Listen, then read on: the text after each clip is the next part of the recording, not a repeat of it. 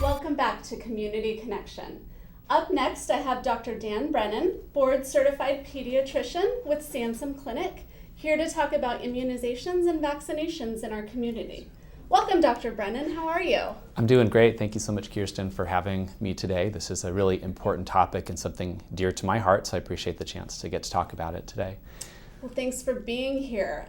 First off, tell us about community immunity, or also known as herd immunity, from what I hear. Yeah, that's quite the tongue twister, but the new lingo is community immunity. And when we're talking about community immunity, we're really talking about trying to increase our community-wide immunization rates as high as we can so that we can try and create a safety net or protection for all of the people that live within our community. So there's a percentage of people that live in our community that can't be immunized, and so we really want to do everything we can to protect those people. And so these are people that might have chronic medical conditions, maybe somebody who was just diagnosed with cancer and is on chemotherapy, somebody who just had a bone marrow transplant, somebody else who might have a chronic rheumatoid condition, is on immunosuppressive medications. It's an infant who's too young to have their immunizations, or it's the average school-age child who maybe had all their immunizations but just didn't get a good response, and so they may be vulnerable to some of these vaccine-preventable diseases. So what is that goal level that we try to strive for in our community? Yeah, so the CDC has outlined, they've set 95% as being sort of the bar that we want each community or each school to get to. And 95 seems to be sort of a magic number. So when you get up above 90% immunization within a community or a group, it really seems to provide that blanket protection against diseases like measles and pertussis, also known as whooping cough, chickenpox and flu, and a bunch of other diseases that we can now prevent from spreading within the communities. But when we drop down below 95% is when we start to see clusters of the diseases get within a school or within a community and really start to spread. And we've seen evidence over the last few years as immunization rates across the state have dropped in certain areas. And that's why this is such an important topic for us. So how are we doing here in the Santa Barbara area? Well, it's interesting because the state of California started to compile school data a few years ago, and they made it available online. And so if you look at county-wide, you'll find that probably about half of our elementary schools and preschools are at the 95 or higher level, which is great. But you also find that about half are below that magical 95 number.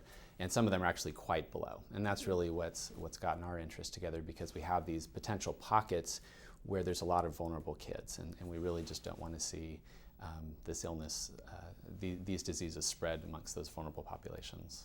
Why do some of our parents opt out of vaccines? You know, it's a good question, something that I've struggled with for the 15 years or so that I've been a pediatrician. Of all the things that I've studied in my practice, and all the things that we've learned in the last 10, 15 years that I've been in practice, immunization is about the safest thing that we have, probably the most important thing that I do in my practice. But there are some parents who have concerns that stem back from about 10 years ago that there may be a link between vaccines and autism. And so this really started some uncomfortable feelings amongst some families. And the good news is that we now have really good studies that show that the vaccines are safe. And so we're starting to see some families start to move back into immunizing their kids. And our goal is really just to try and spread that information about the safety of vaccines and the concept of the community immunity and the 95%. And we're really just trying to rebuild our community immunity back up to 95. So that's a perfect lead into my next question. Can you tell our viewers about the Strive for 95 campaign? I'd love to. So the community-wide immunization initiative is something that's been a passion of mine since I got back to Santa Barbara about 15 years ago. And about 6 months ago, I started looking at some of the school data and realized that we have some vulnerable populations. And so came up with the idea of Strive for 95, which is an attempt to get all of our schools and all of our community groups back up to the 95 level.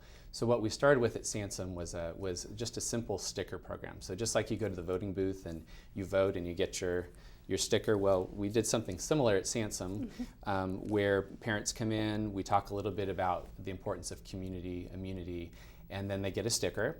They hopefully wear it to school drop-off, pick up, to the grocery store for their errands. And it's just a gentle reminder to other parents out there that maybe they should call and schedule that checkup to come in and get updated on their immunizations. What's really great about this program is that it's really spread like crazy. The popularity, it's really become a grassroots parent-to-parent initiative, and so parents are now looking up on the state public health website. They're looking up their school levels. They're talking to the other parents at their school. They're talking to principals, and it's really exciting. We have a bunch of other interested parties in town that includes some schools and principals, superintendents that are really starting to get on board, and we're really starting to form a nice community partnership. And so there'll be more information about that as time goes on. That's great. So as we wrap up here, how can our viewers learn more about the Strive for 95 campaign and vaccinations in our community? Absolutely. So probably the best thing to do at this point is to go to our Sansum website. We'll have some information there. There's some articles. We'll have some links as well to some of the data that people want to have. And really just, come into the office if people have questions, come get your sticker, and we'll hopefully get everybody up to date on their immunizations. That's great. Thank you for being here today, Dr. Brennan. Thank you, Kristen. And thank you for watching.